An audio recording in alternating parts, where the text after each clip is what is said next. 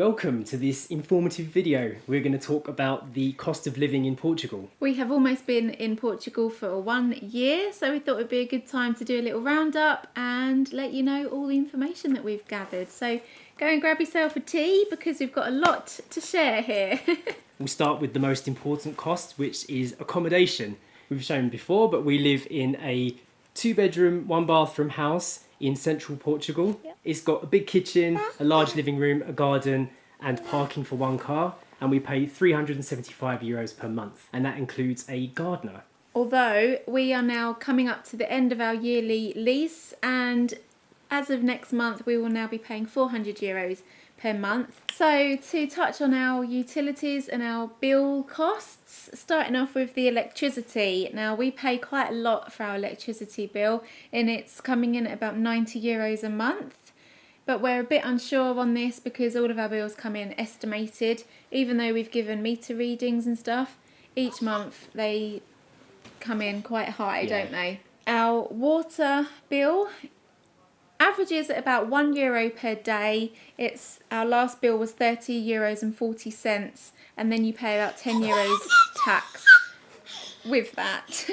We find that depending on the time of year, we use less water. So for example, in the winter, one of our bills was about €18, and this last one we just paid was the most expensive. So it does average out to about, I'd say, €30 a month. Our internet package, we are currently paying €46 a month.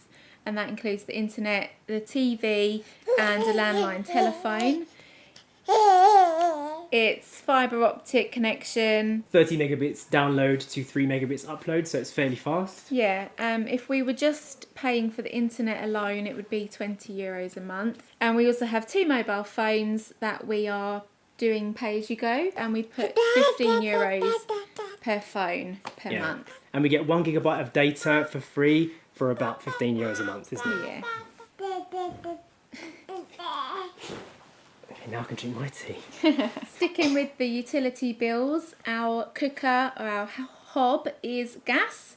So we have just bought a new gas bottle the other day, and it cost €25 for 1 butane gas bottle, which is 15 kilos of gas, and it does last 6 months minimum, so they do last for quite a long time. While we're on the subject of rent and bills, we asked one of our friends that lives in the centre of Coimbra if we could compare their cost with ours. So how much do they spend on rent? Their rent is €600 a month, and they have a 120 square metre 2-bedroom and 2-bathroom apartment in the centre of Coimbra, like Jay just said. Within walking distance of all the attractions. Yeah, it's in a very good location. For their utilities, which covers radiators, water, electricity and gas, it is averaged at about €80 a month, and they then pay another €80 on top of that for their TV and internet package, which also includes a landline telephone and 2 mobile phones. So their average rent and bills per month is about €760 compared to ours, which is €550. It is worth noting though that this house that we're living in is a holiday rental that we took long term. So the whole place came fully furnished and we never had to pay anything towards that. Our friend's place was completely unfurnished and they had to kit it out themselves, and that cost how much? €6,000 they spent when they moved here to Portugal. That €6,000 was everything. That was to fully furnish their 2-bedroom, 2-bathroom place completely, each room done, including the kitchen, but minus the cooker, the fridge and the dishwasher. That was in the apartment already. And they mainly got everything from IKEA. Something to mention though is that if they ever do decide to move, they can also sell all of that stuff, so they may get some of that money back. Yeah. And also they could kit the whole house out to exactly their standards and taste, because obviously you're buying it new. Yeah. We didn't have that choice. No. One thing to say though is that most of the properties in Portugal, if you're looking at rentals, will come with no furniture. They'll be unfurnished, and it's quite difficult to find somewhere that does have furniture. And let's talk about heating during the winter. Now, the Portuguese winter lasts for about 3.5 months, and it does get quite cold. So we were using a space heater, gas, and that was costing us about €22.50 per bottle, which lasted for about 70 hours of heat, which is about 2 weeks worth. We also have central heating in the house, which is run on wood pellets that we buy from the supermarket. They're about €3.25 65 per bag. Each bag was 15 kilos and Yeah. lasts for about 24 hours of heating. Yeah. How many bags do we go through a week? It was about 10 to 12 euros a week on wood pellets we Yeah. were spending. And we also have a log burner fire in our house, which is actually really effective. Really glad we've got that. And the logs for the fire come per square metre. So they deliver them to the house and it's 40 euros per square metre. So we've now got 80 euros worth of logs. And that lasted us for almost the whole winter. Portuguese houses don't really have very good insulation, so you need a lot of heat. We found that the log fire was the most effective and the least pricey. Okay, so that covers pretty much the whole main stuff like the rent and the bills. So I hope you're keeping up. Right, starting off with drinking water. You're back. Hello. Hi. Okay, drinking water. You can drink the tap water. There are also spring water points in most of the villages that you can get free spring water from. And you can also buy bottled water from the store for about 60 to 80 cents for a 6-litre bottle. Yeah. We found that most people will buy a bottle, use it all up, and then use the free spring waters to fill up their bottles and continue drinking. So that's what we do. Okay, next up we are going to talk about diesel and fuel prices. It's about €1.10 to €1.30 for diesel here in Portugal. It changes depending on the season. We fill up our car for about €50 for a tank and we get about 450 miles to that. Yeah. There's not that much of a price difference between the UK and Portugal when it comes to fuel prices, I think, but it is a little bit cheaper here. If you find yourself driving across the country a fair amount, you will encounter toll prices. We drive from our house to the airport in Porto. It's about an hour and 40 minutes and it costs €13 return journey on the main highways. They have the traditional toll booth styles and they also have the cameras that detect your car. If we were doing a very long journey, like for example down to the Algarve, I think we paid about €32 one way. Yeah, from our house in central Portugal right down south to the Algarve, yeah. So it is a little bit cheaper than France, but you do have to factor it into the cost of your journeys. Yeah, it is possible to drive quite far avoiding the toll roads. So we have actually driven to Porto and back a couple of times and avoided the toll roads, so you save the €12 and it actually doesn't add that much onto the journey, probably about an extra 20 minutes. Yeah, but if you tried to do that down to the Algarve, you'd probably end up driving for an extra couple of hours at least. Do you want to go and play with your toys? Cost of cars is quite expensive here in Portugal. We mentioned this in our pros and cons video. It is probably about 3 times the price to buy a car here, the same car that you would buy in the UK. As an example, we went to a Mazda dealer and they actually had a Fiat Cinquecento. Yeah, an old Cinquecento for sale. And it was almost €2,000, whereas the same car would have been less than £500 in the UK. So it was a massive difference. Maybe even lower than that. Sometimes they give those cars away for free in England. Yeah, or they just scrapped. Yeah. However, we did find that getting a car repaired was a little bit cheaper. We had the timing chain done on our Mazda 3 Sport and it cost about €1,000 and the same repair in the UK would have cost about £1,500. Story the baby finds that hilarious. The price of a car service at the Mazda dealer too was about €280. So again, that's cheaper than a dealer service in the UK. Okay, hopefully you can hear us over our noisy little child down there. But I'm going to continue with food shopping costs. Now, I have been saving all of our receipts from the last month of our supermarket shops, and it actually totaled at €146.30, which is actually a little bit less than what we normally save. We normally go for about €45 a week on average. And that includes other things like toiletries and it's pretty much everything you would buy when you go to a supermarket. Okay, we have a dog. Eden the dog. So we're going to talk about dog food. Eden has a bag of dog biscuits as well as some wet food that we feed her. And one bag of about 4 or 5 kilos of biscuits lasts her a month. And it's actually quite reasonable, €5.50 per bag. We give her canned food, which is about €1 to €2 a can, plus treats. Added up, it's about €20 a month we spend on Eden's food. What is she doing? I don't know. While we're on the topic of our dog Eden, we'll talk about a vet treatment here. So for Eden's annual checkup and annual vaccinations that she has, it costs us €36, which is a lot cheaper than it used to cost us in England. And just recently, Eden sucked a grass seed up her nose and she needed to be put to sleep for a doctor to pull it out. Yeah. So there was a call-out fee, there was the cost of the anaesthesia, and the total bill was €46. Yeah. The same thing for an emergency call-out and everything would probably cost over £300 in England. So that was shockingly cheap. Yeah. Eden's also had an ear infection that needed to be treated here.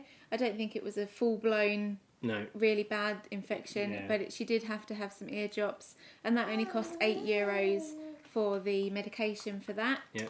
And her flea treatment was €22. Yeah, for a pill that lasts for 3 months. Okay, if you didn't realise, we have a baby. A noisy baby. Who's being rather vocal. Yes, it's you. We're talking about you now. So we're going to talk about the cost of having a baby here. Yep. The cost of baby formula, so Story's main food for her early months. Yep. It's about 14 to €16 per tub.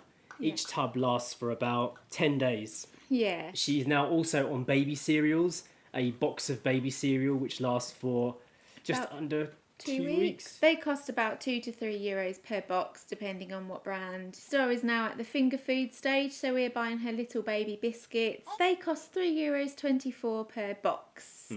And she really likes them. Yeah, we don't really know how long they last because she's still going through them.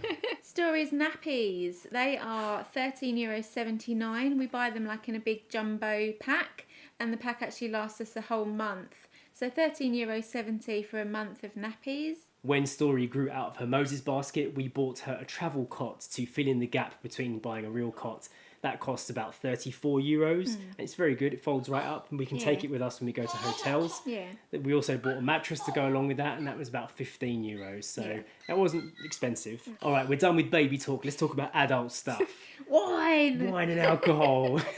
Now, we don't actually drink that much wine, but the wine here is very good. Especially the Portuguese wines. I think pretty much all Portuguese wines in the shop. You can buy a bottle of wine, believe it or not, for €1, which I use in cooking, like risottos and stuff, but it's actually fairly decent. Yeah, you could drink it and it's fairly decent wine. One of the most regular bottles of wine that we buy, though, that we like, is from the Douro Valley, and it is €3.99 for the bottle, so that is quite good. It's good, and it's a 2013 reserve, so if that means anything to wine drinkers, it's one of the better ones, and it's still fairly inexpensive. Yeah, so there's a lot of Portuguese alcohol. Port, of course, as well, is plentiful. You're never going to be far from a bottle of port. Yeah. And they are quite reasonably priced as well. Yeah, kind of the same kind of prices. You can buy ports from between €3 way up to like €25 plus. But a good Portuguese port, I'd say you can get for less than €5. And if there's any beer drinkers out there, you can get local beers for about 60 cents. Yeah. So very reasonable. And we've tasted it and it tastes pretty good, although I'm not a beer expert. Okay, eating out. This is probably quite a big one for lots of you watching. Unfortunately, Jay and I are vegetarians, so we don't actually eat out in Portugal that much because Portugal is a very meat-heavy country. However, most restaurants have a prato de dia, which is a plate of the day, which is a reduced time to eat during the day. Yeah, it comes to about €6 for a plate, and you'll see it as you're driving past restaurants and all have prato de dia on the outside. So you can eat out for a fairly reasonable price. Just to give an example though, when we have eaten out, we go to an Italian restaurant quite often and we get 2 pizzas and 2 bottles of water, maybe a coffee as well, and you can do that for €15 or less. Jay and I are big coffee drinkers. Portuguese coffee is great. It is really good quality coffee wherever you go. So Jay and I's coffee of choice is an abatonado, which is like a black coffee or an Americano, and you can get that for 50 cents in some cafes. At our local supermarket it's 55 cents, same price for a little espresso or cafe, they call them here. At our local cafe you can get 2 coffees and 2 pastries, like 2 croissants, and that costs €3.70. So it's very reasonable. Okay, new topic, medical stuff. That's what I wrote, medical stuff. Some of you may or may not know, but I had Story here, and she was born via emergency C-section. And as Europeans, with our European health card, we didn't actually have to pay anything for any of the medical treatment before, during and after Story's birth and my pregnancy. It's 4 nights in hospital. And since then, you've had regular medical care and checkups for Story and for you up until her first year of life. Yeah. And all of those have been on the state medical care free of charge to us. You do have to pay a little bit of money in taxes, I've found. Yeah. Like every couple of months, you would get like a bill for a couple of euros or maybe up to 4 euros. So it's, I don't know what exactly that's for, but it's still very cheap. Yeah. And we just pay it next time we take Story to her doctor. We just give the receptionist the letter. At the health centre. Yeah, and we just pay her. Prescriptions. So our experience of going to the pharmacy with a prescription, each time we've had to go, we've had to pay 4 euros. Story has also had 3 vaccinations that we've had to pay for. All of her general childhood vaccinations are covered on the Portuguese plan, but for things that aren't included, we've had to pay extra for, such as the meningococcal vaccination. They were 90 euros per vaccine, and we've had to buy 3 of them. Yeah. Now, they were optional, but they were heavily recommended. But they did say to us, it's very expensive, but we looked at how much it would have cost to get them in the UK, and it wasn't that far off. No, so I think it's exactly the same. yeah, price. pounds to euros, Yeah. it was almost exactly the same. Yeah. And going back to our friends who live here, they have medical insurance, which is a top tier private medical health care here. As Americans, it is a requirement that they have it to live in Portugal, whereas it's not a requirement for Europeans. other Europeans, yeah. Yeah. So they are paying 150 euros per month for their medical insurance, and that covers all medical and dental. So now we're going to talk about our experience of buying electronic items here in the country. We obviously do a lot of filming with cameras. So when our camera broke, we tried to buy a new one. We went to quite a few shopping malls to do some price searching and found that the price was quite a lot higher to buy cameras here. And the availability of newer camera technology was a little bit out of date, like up to a year behind. You can use Amazon Europe to buy your products, and you don't have to pay any customs fee to buy in a product from, let's say, Germany or the UK or Spain. So you can get your equipment and stuff from outside the country because it is a bit cheaper.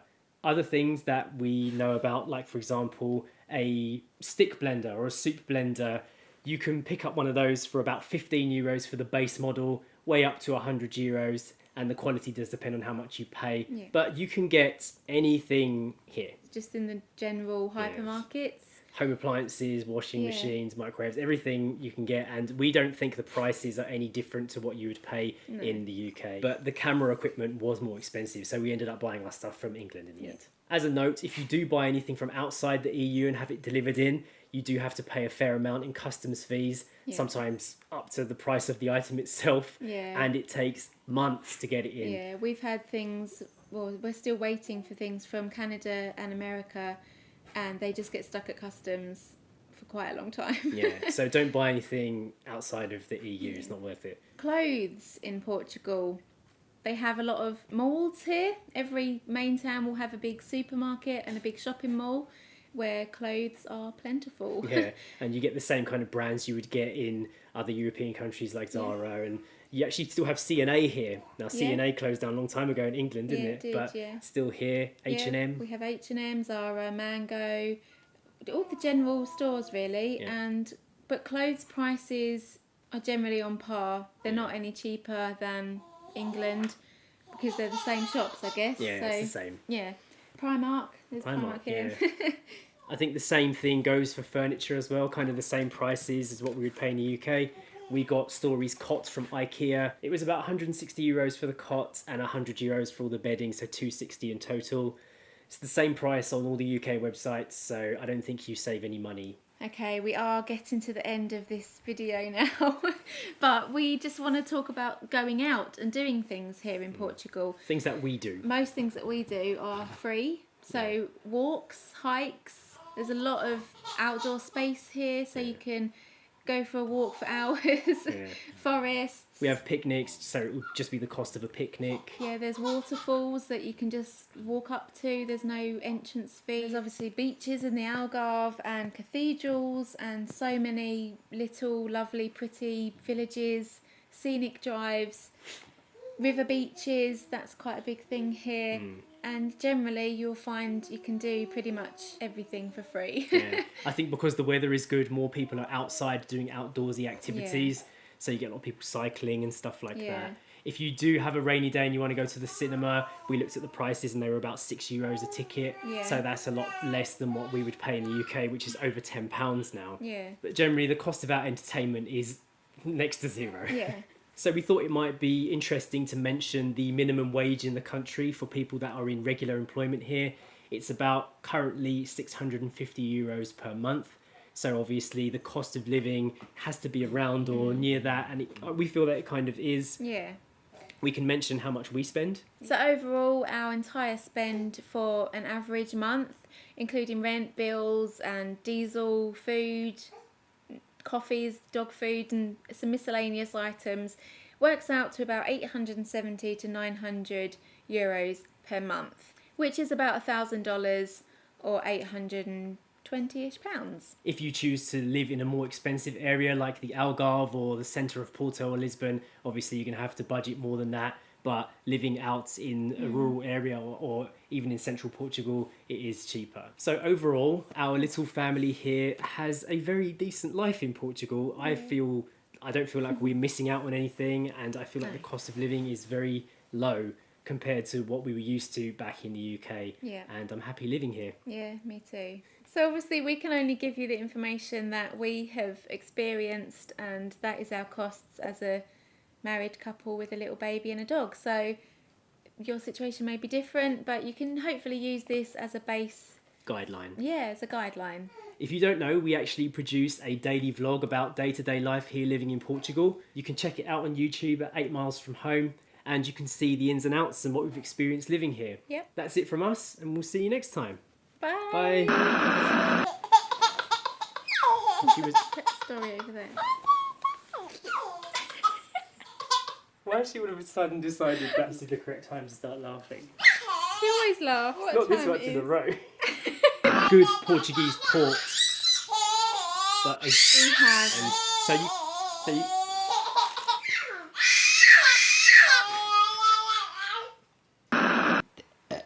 Pardon me. It's the tea. do have to pay a ferry.